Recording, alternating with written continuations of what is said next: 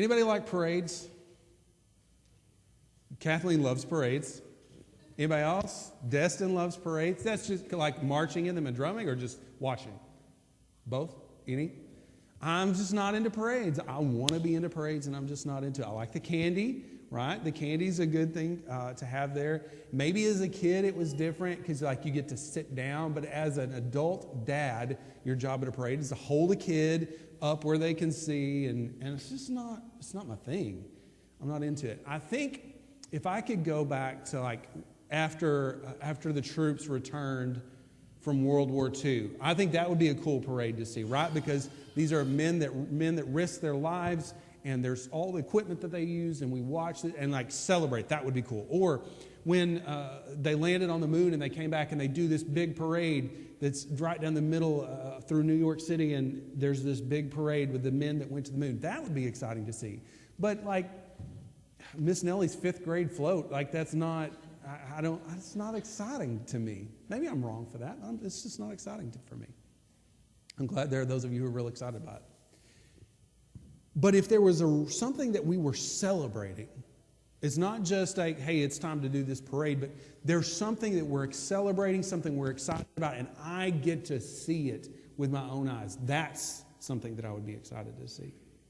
And I want to get you to put yourself in that position today of, like, you're going to see Neil Armstrong. I didn't say his name a minute ago because it was lost in there, but I'm glad it came back. Neil Armstrong is going to be sitting on the back seat of a convertible, sitting up high, like beauty queen style, going down the road, and you get to see Neil Armstrong.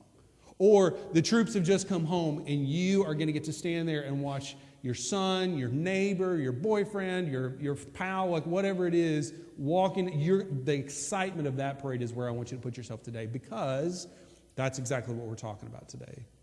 Is people excited and throwing a spontaneous parade with no permits or anything because they were excited to see what was about to happen. That's where we're going to jump into in Mark chapter 11 today. Now, as I've told you, as we've been going through Mark for like the last 10 and a half years is what it feels like, but as we've been going through Mark, I've told you that Mark writes in sandwiches, right? He starts off with an idea, he fills in that idea applications or explanations of that idea, and then he repeats that idea. And we're in a new sandwich. We started last week, we talked about discipleship. And if you didn't watch that, I would really like if you'd go back and watch that one just so you know what we're talking about. The week before that, though, we began this sandwich. We got the first piece of bread in this sandwich. Whenever Jesus is on his way to Jerusalem and nobody is talking. Everybody's being quiet because they're all afraid about what's to happen. Nobody's bothering Jesus. And he stops in a town, and while he's in that town, he eats lunch or does whatever it is he's going to do. And then he leaves town, and there's a blind man sitting on the side of the road named Bartimaeus. And Bartimaeus is there, and everybody else is avoiding Jesus, being quiet, just watching what's going on. But Bartimaeus realizes, though he is blind, he can see that this is one opportunity. He can see that he's got one shot to reach out to Jesus and do what he needs to do here. And so he cries out to Jesus. Everybody's like, be quiet, be quiet, be quiet. Like, can't you see he's in a mood? What are you doing? Be quiet. And he's like, no, I can see, I might not see you, but I can see Jesus, and I see what I need to do right now. And Jesus responds to him. He stops everything that he's doing. Jesus isn't stopping for anything else except for lunch. And he stops to talk to Bartimaeus, and Bartimaeus is healed and becomes a follower of Jesus from that point forward. And the rest of this sandwich all reflects this idea. The idea that there are some who can see and some who can't see. And the seeing they do is not the physical seeing, but it's an understanding of who Jesus is and what he came to do. And we're going to read through these stories, and we're going to see two groups of people each time. The group of people that get it and respond in a certain way because they get it. The people that can see Jesus, and the people that can't, and the way that we respond. And I'm going to just ask you to consider, which one are you? Now, if I ask you right now, you say, well, I can see Jesus. I'm here. It's Sunday. Like, I'm here. I'm going to go to a business meeting later. You think I can't see Jesus and I'm going to go to a business meeting? Why would I do that? But we look at these people, and I want you to just compare yourself. Don't just assign yourself a role based on what you think right now, but compare their reactions to seeing Jesus to your reaction to seeing Jesus. And just ask yourself, as we read through this and talk about this, who are you? Can you see Jesus, or are you looking at something else? We're going to start in Mark chapter 11, verse 1. We are going to start right there. When they drew near to Jerusalem, to Bethpage and Bethany at the Mount of Olives, Jesus sent 2 of his disciples and said to them, I just want you to notice something right here. Like this Jerusalem and Bethpage and Bethany and Mount of Olives, all these things that we get on, the words that people trip over as they're reading this out loud. Like, why is all this stuff here? It's because they're trying to tell you, like, this actually happened. This is real. This isn't just a story we made up about something he did one day. But they traces the route that they took as they go through and where it was that they landed at. Jesus sent 2 of his disciples when they were getting to this point and said to them, go into the village in front of you. Immediately as you enter it, you will find a colt tied on which no one has ever sat. Untie it and bring it. Now, Jesus has asked me, not out loud, but he's asked me throughout my life to do a lot of things. Stealing a donkey is not one of the things Jesus has ever asked me to do. I would be concerned if Jesus asked me to go steal a donkey. Like, hey, I want you to go in town, look for one that looks pretty good, no miles on it, like we want a fresh one, brand new, and I want you to get it and bring it to me. This is an awkward situation. I'm like, I don't know, Jesus, can Peter take care of this one? I've got something I got to take care of. I would love to steal a donkey for you, but I don't know, this is going to be me today. Jesus says, I want you to go into town, and like we don't look at it, it's not stealing. It's just taking it without the owner's permission, right? It's not stealing. Jesus tells them to steal a donkey, and he tells them to go in and find a colt on which one has never sat, untie it, and bring it. And if anyone says to you, why are you stealing that donkey? Say, the Lord has need of it, and we'll send it back immediately. When you go steal the donkey, and if anybody says, hey, what's up? What are you doing? Say, don't worry. Jesus told me to do this, and he'll bring it back. Now, say, anything Jesus asks me to do, I'll do it. Jesus calls me to go, I'll go. I would struggle with this command from Jesus, go and steal a donkey, and don't worry, it'll be fine. But he says, look, I want you to go and do this. I want you to go and get this and bring it back to me. And whenever they ask about it, if they ask about it, just know it's going to be okay. Tell them the Lord, not Jesus, the Lord has said to do this. Now, why is it that he needs a donkey at all? Like, you know, the number of times Jesus has gone into Jerusalem throughout the Gospels, he's never used a vehicle to get there. He's always walked every time he's made his way into there. Why does he want a donkey this time?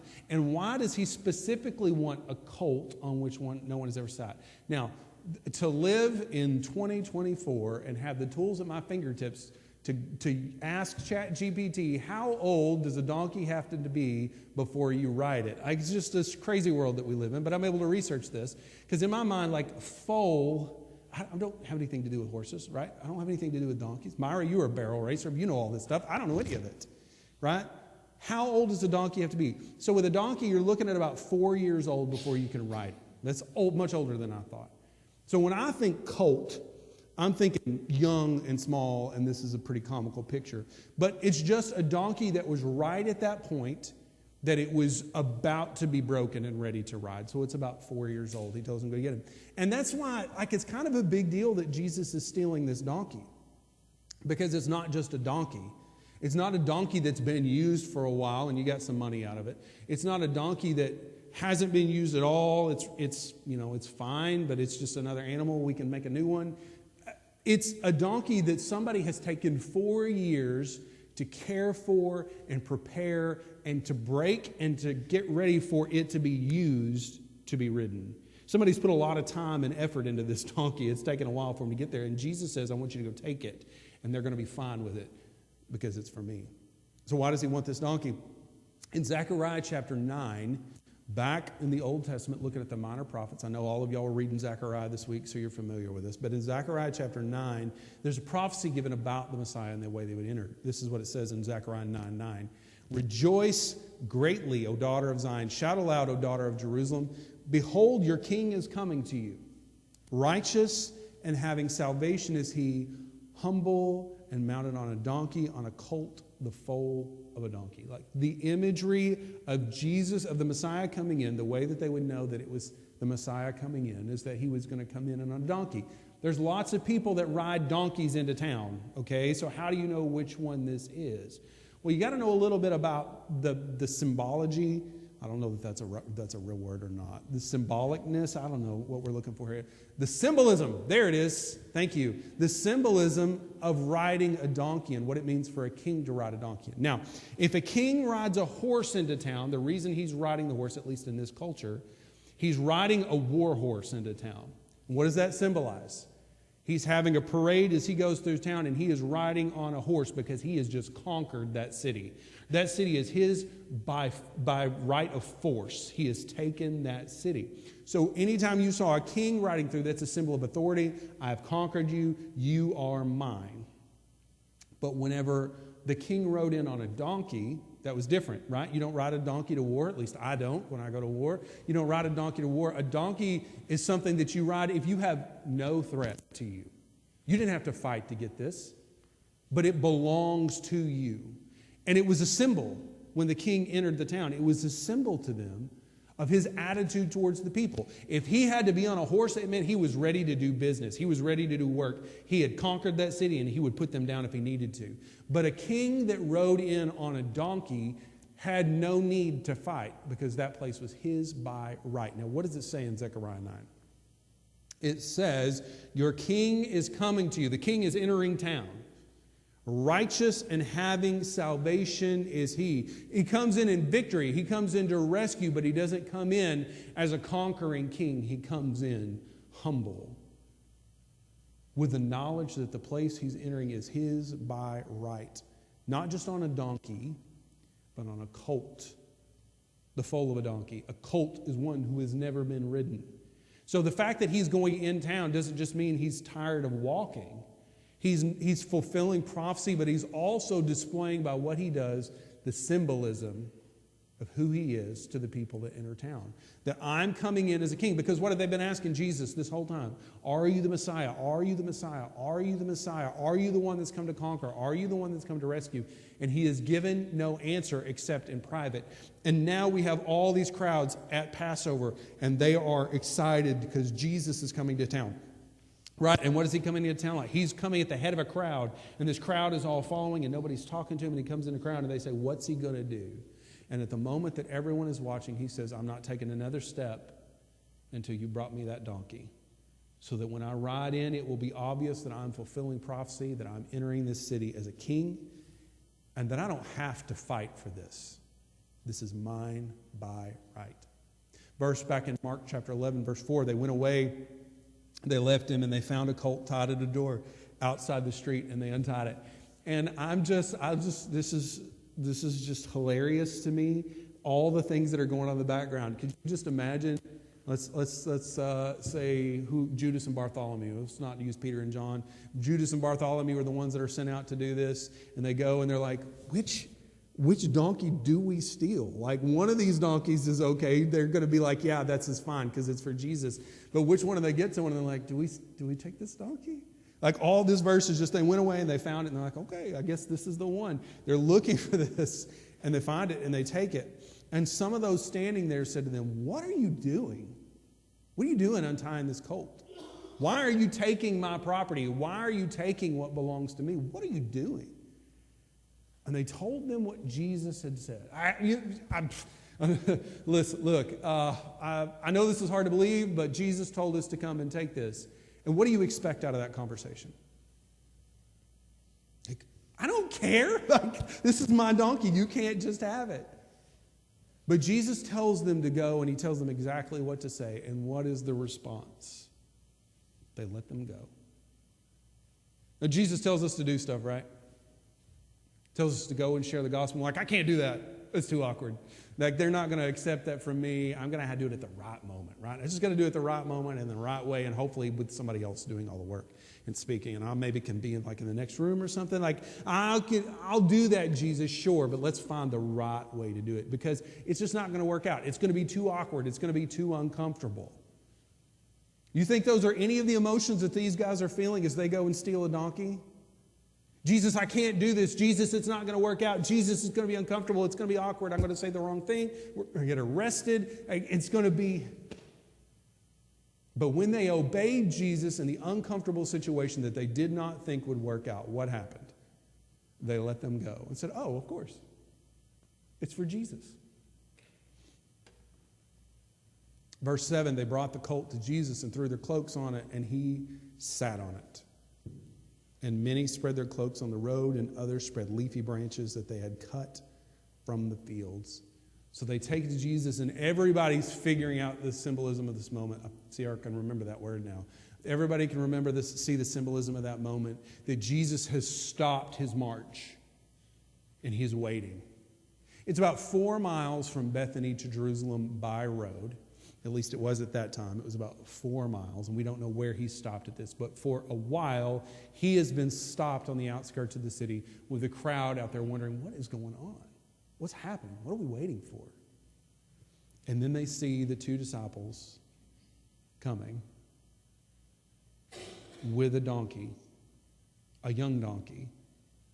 And everyone immediately knows what's happening because they have been looking for the Messiah this entire time. This is an exciting moment because Jesus has said, I'm not going to tell you, I'm not going to tell you, I'm not going to tell you, I'm not going to tell you. And now all of a sudden he is telling everyone who he is. He is the Messiah that Zechariah promised. And the people are so excited, they got a spontaneous permitless parade, and I'm so excited about the permitless part. Like the government wasn't involved in it at all. They just had a spontaneous parade. They took their cloaks off, and they laid them on the donkey, and Jesus sat on them. Now look, we spent forever. I think there were 36 hours in yesterday based on the amount of clothes that we went through yesterday. I got in the attic, and I pulled out like 10 tubs of clothes to go through the boys' clothes so we could sort them by size, so we could make sure they were the right season, and we could put them back the right way so that we could give away some clothes to people that needed them, so Cooper could move into clothes that had been given to us, so that Beck could have the right clothes, and then lug them back up into the attic. Is my favorite day of the year. I spent all day dealing with my children's, or 2/3 of my children's clothes yesterday. We are blessed beyond measure when it comes to clothes. But I want you to think about a society where clothes are not made by a cheap factory in China.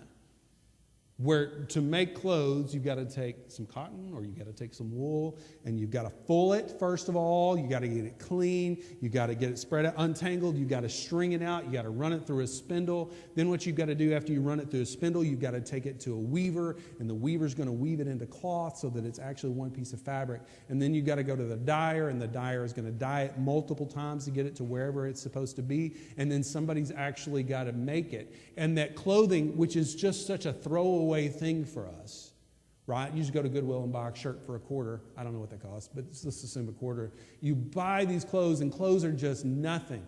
Somebody spilled something on my clothes. It's not a big deal. I got another shirt. I got a closet full of shirts at home. It's fine. But in a society where if you have a second change of clothes, that is a status symbol. In a society where if you are being naked is an option because you're so poor you don't have clothes. What do they do with their clothes? Not just their clothes, but their cloak, the most important piece, the thing that kept the rain off of them, the thing that kept them warm in the winter, the piece of clothing that was the most expensive and that would last the longest. What do they do with it? They lay it on top of the donkey so that Jesus has something to sit on. And then the rest of them, what do they do with their clothes? They're not just their clothes, but the most important piece of clothing they've got. They lay it in the dirt on the road so that when Jesus enters the city, he enters on top of their clothes. Now, that's a weird thing to do. Like, we can all get like what it is they're trying to do. They're trying to honor him. That's an important thing to do. It's still kind of a weird reaction, like the dirt is fine for him to walk on. What is this from? When King Jehu was acknowledged as king, it wasn't a great situation. There had been rebellion in Israel. There had been all kinds of problems. There was a succession war, and King Jehu becomes king. And what the people do to acknowledge that this war is over and I'm not fighting anymore and I submit to him is they took off their cloaks and they laid it on the steps into the temple so that whenever he walked up, he stood symbolically on each of them. It was an act of submission. It's a cultural thing that they did as an act of submission. And these people didn't do it because Jehu was going to kill them. The people that did it when Jehu was there, Jehu was going to kill them. The people that did this for Jesus didn't do this because Jesus was a conquering king, because he was going to kill them. They voluntarily said, this is our act of submission. I'll lay this down for you. But then they did something else.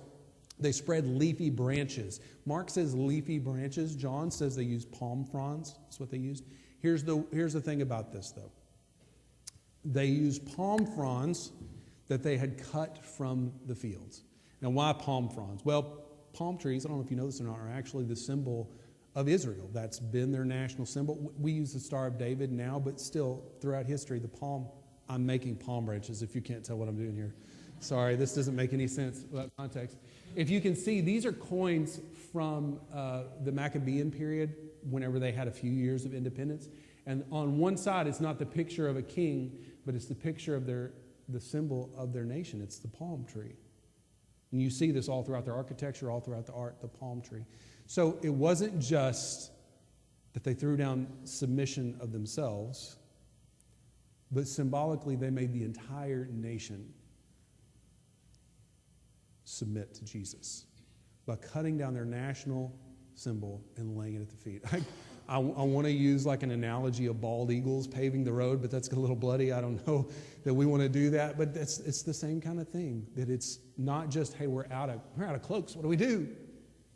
But they cut down the symbol of their nation and spread it in the road. And there's one thing that I've been trying to figure out that I can't figure out. Why were there palm branches there? In my mind, as a kid, and I guess forever, in my mind, they're like little homeless boys were scurrying up the trees and cutting palm branches just as they lined the road. But what does it say? They had cut the leafy branches from the fields. This wasn't from in town. So one of two things had happened. Either they had run out into the fields, like, oh, Jesus is coming. We're going to throw our cloaks down. We're going to run out of palm branch. We're going to run out of cloaks. We better get some palm branches. And they just wagon loaded up and cut them down and brought them out and spread them out, which seems a little far-fetched to me, right?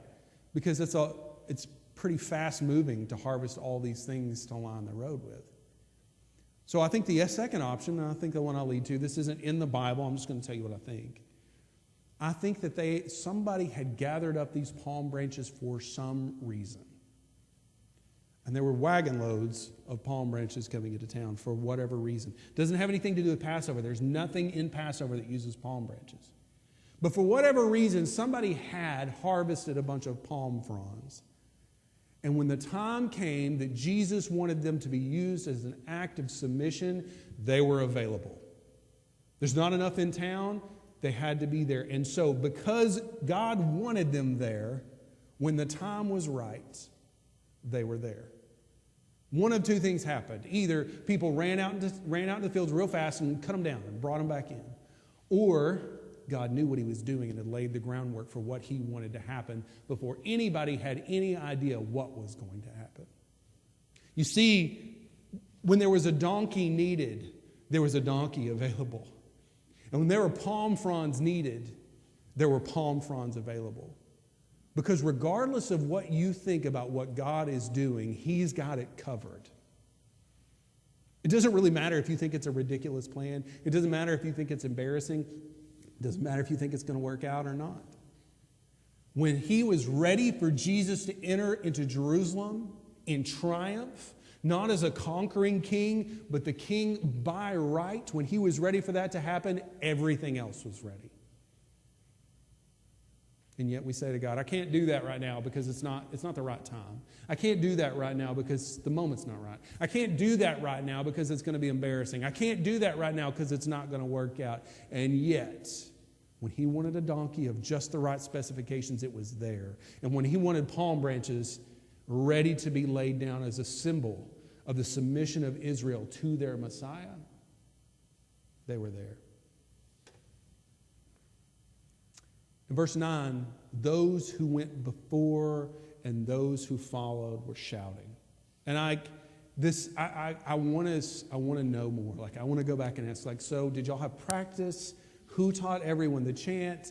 Did you somebody started this and then just picked it up? Was it like a musical moment where what happened? I don't know. I don't know what happened. But they began to shout. They began to sing, Hosanna. Blessed is he who comes in the name of the Lord.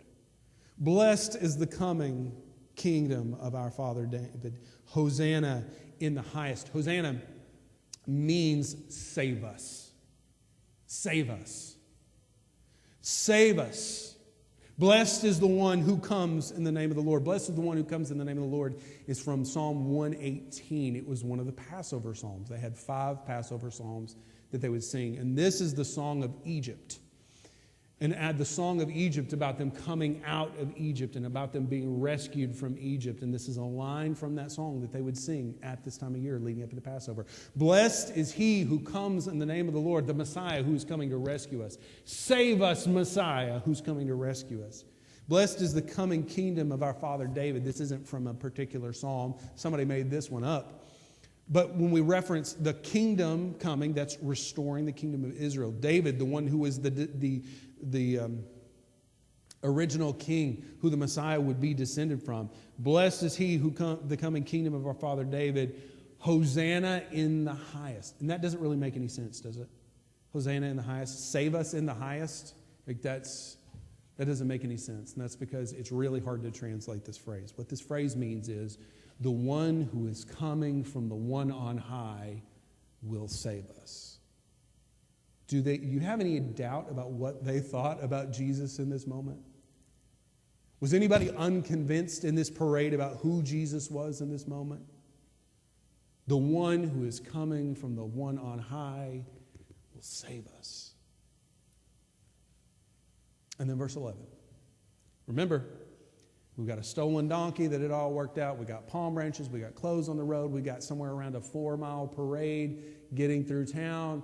Everybody singing, everybody shouting, everyone's excited. And then verse 11, he entered Jerusalem and went into the temple. And when he had looked around at everything, as it was already late, he went out to Bethany with the 12.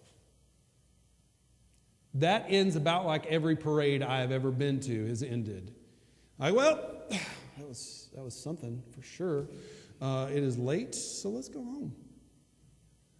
Is this the ending you want out of this parade? Like I wanted to come into the temple and the people in the temple to worship. Oh, the one that we've been offering these sacrifices, but they're all a picture of him. We're going to worship. We're going to see what's happening. We worship him. Oh, let's cut down all the palm branches all around the temple. Let's lay them down at his feet as he walks into the Holy of Holies. Let's continue this parade. And yet what happens?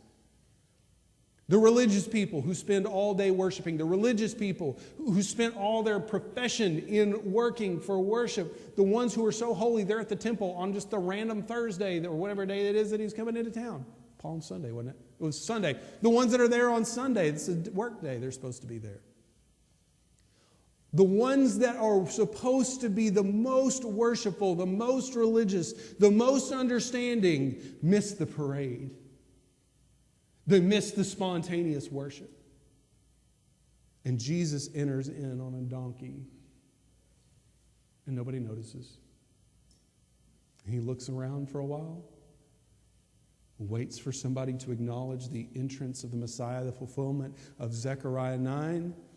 And when nobody does, he turns around and goes home. It's a bit anticlimactic. It's not the way I want that to work out, but there's a reason this is here. Why is that? What did I tell you this sandwich is about? The people who see and the people who don't see. The people who see when they saw Jesus coming through a spontaneous parade. They went on strange missions to capture donkeys. They absconded with big wagon loads of palm leaves in order to worship and obey the one that had come. And the ones that couldn't see went about their business worshiping. There were some who could see and some who could not see. What do we know about the people that could see? The people that could see obeyed. Jesus said, go get a donkey. They went and got a donkey. The people who had heard, hey, Jesus wants this donkey. They said, well, I ain't going to give it to some rando, but Jesus wants this donkey. I'll give that donkey to Jesus for however long he needs it. The people that could see obeyed Jesus. The people that could see made everything available to Jesus. Jesus, you want this donkey that I've spent 4 years preparing to be able to use myself? It's yours. You want my cloak? My most important garment, the one that's going to shield me at night, the one I'm going to cover up with, the one I'm going to pass on to my children because it's the most expensive one? You want my cloak so your donkey can walk on it? It's yours. You want my wagon load of palm branches? It's yours. You want my submission? It's yours. You want the submission of my nation and my people? It's yours. The people who can see make everything available to Jesus, from themselves to their possessions to their nation. And the people who can see worship, not the worship of the temple, but the worship of people who responded by offering everything to Him. That didn't worry about what day it was or what everybody was going to think, but that responded in worship to Him. And those who can't see missed it. Those who can't see went about their business. Those who can't see didn't even know anything happened. But if you had asked them, did you worship today? Have you offered it all to God today? They say, yeah, I was just at the temple this morning. But the people that can see respond differently than the people that can't. We went to go see the eclipse last week. I don't know if any of y'all heard about the eclipse. It was kind of a low-key thing. We went out to Independence County where we could sit in a field, watch the totality, and it was absolutely worth the drive. But we're coming back, and we didn't get to any traffic until we got to Harrison. And we get to traffic in Harrison, and we're sitting there, and up in front of us, we're in 2 lanes of traffic. On the other side, 1 car ahead of us is a really nice sports car. I think it was a Porsche, but I don't know cars that well. So it was a super expensive looking sports car. And on the license plate, they had a custom license plate that said 3D printer. Okay. So we bought Cooper a 3D printer for his birthday because we're trying to get him, find stuff he's interested in, help him figure out what career he wants to pursue and that kind of thing. Because that's what we do at our house whenever you're 14. So we're trying to get him figuring out what he's interested in and what he might be able to pursue. And I'm really, he likes the 3D printer, so I'm trying to get him to do more stuff, even when he makes ridiculous things with it. I'm like, okay. The one thing I drew the line at was the Buddha statue, that it came as the initial test project. I'm like, let's not make an idol first. I'm uncomfortable with that. But I'm sitting in the driver's seat, because obviously, and I see this car, this nice car, this symbol of success and wealth, and on the back of it, it says 3D printer. And so I was like, Cooper, look. I just want you to see the symbol of success of what would happen if you pursued this. And so he's looking at it, he's like, okay. I said, look at the license plate. And he said, oh, okay. And I said, isn't that cool? He's like, I guess it's cool. I'm like, they've got this 3D printing business, and they've done really well with it to the point that they can afford that car. Like that, this could actually be a thing that you pursued. He's like, how do you know that? I said, because their license plate says 3D. Like, why am I having to do this? It says 3D printer. And he said, oh, that car. He was looking at a completely different car, like a random license plate. Like, why are you so excited about RNY3JM? Like, what is... I saw something that got me excited about the future. And when I tried to point it out to him, he would have told me, yeah, I can see that. Yeah, I know exactly what you're talking about. I just don't understand what the big deal is. He would have told me he could see it. If I say, do you see what I'm talking about? Do you see that license plate? He would say, yeah, I see the license plate. But I don't care. There's nothing to care about there.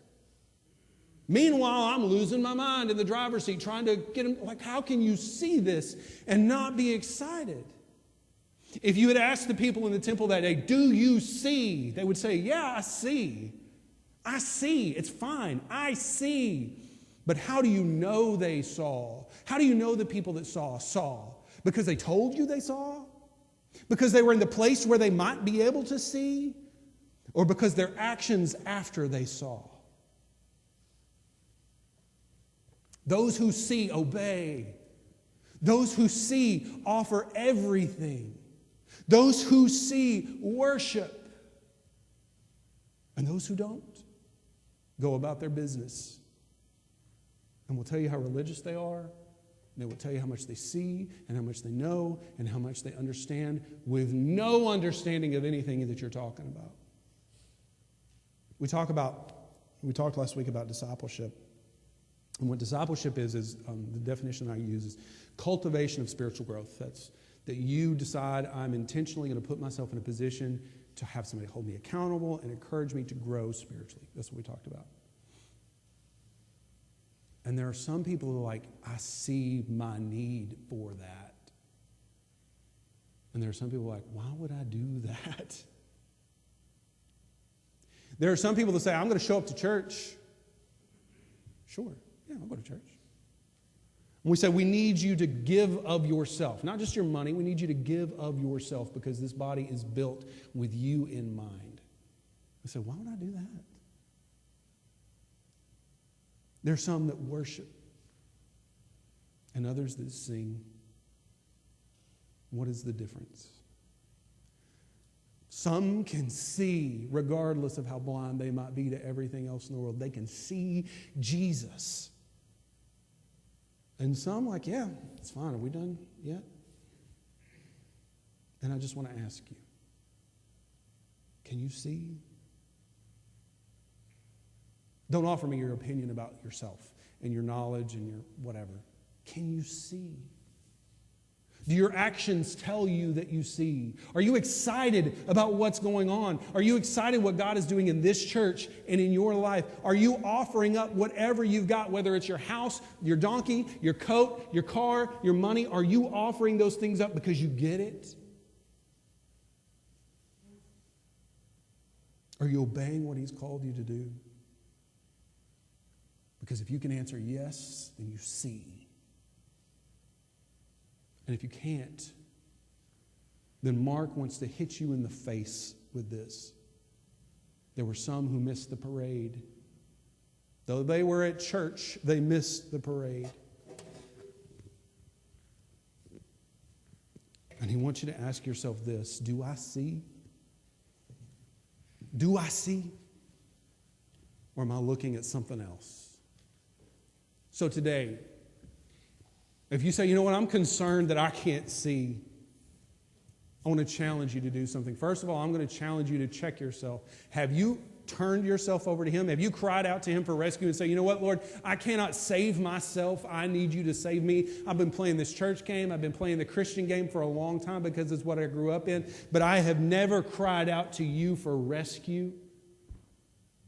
Because if you haven't, that's the first step to seeing. Call out to Him today and say, Lord, I cannot do this. I need you. And if you've already done that, but you still don't see, here's what I'm going to pray, and I want you to pray.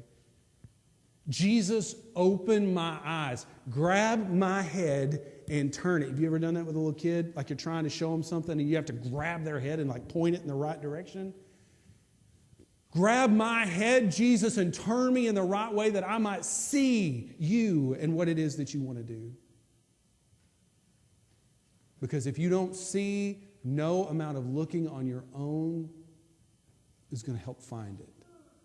But He can show you. What will you do? Will you check yourself and say, am I one that can see? Or will you keep going about your business, checking the clock? Hoping it's done. Or you cry out, Jesus, open my eyes. Bartimaeus sat on the side of the road and he said, Jesus, open my eyes. And Jesus did not say, you are a dirty beggar. I'm in the middle of something. I've got something important going on. But when he cried out to Jesus, Jesus stopped and dealt with what he called out for. If you cry out to Jesus today for rescue, for salvation, for opening your eyes, He will stop and hear you. But you have to have the awkward conversation. You have to steal the donkey. You have to go to Him. Will you? Or will it be like the day of the temple, where the parade stopped at the temple and Jesus walked in, looked around, waiting on someone to say, yes, and then decided it was late and went home?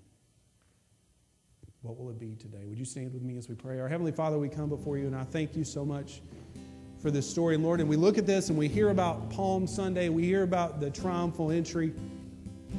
But I think that Mark is doing more than just giving us a historical account. I know he's doing more than giving us a historical account. He's begging us to compare ourselves to those who could see and those who couldn't. Lord, if there is one today that cannot see because they don't know you, I ask that your Spirit would make it crystal clear today what it is they need to do to cry out to you for rescue. If there's one here today who knows you, but they don't see you, I ask that you would grab them by the head and turn their eyes to force their eyelids open so that they might see you. And they might know that they see you because of the way that they respond to seeing you. Let us not be the temple where you walk in and offer yourself up as king for us to go about our business and ignore what it is that you have been doing and want to do in us. It's in Jesus' name I pray these things, Lord.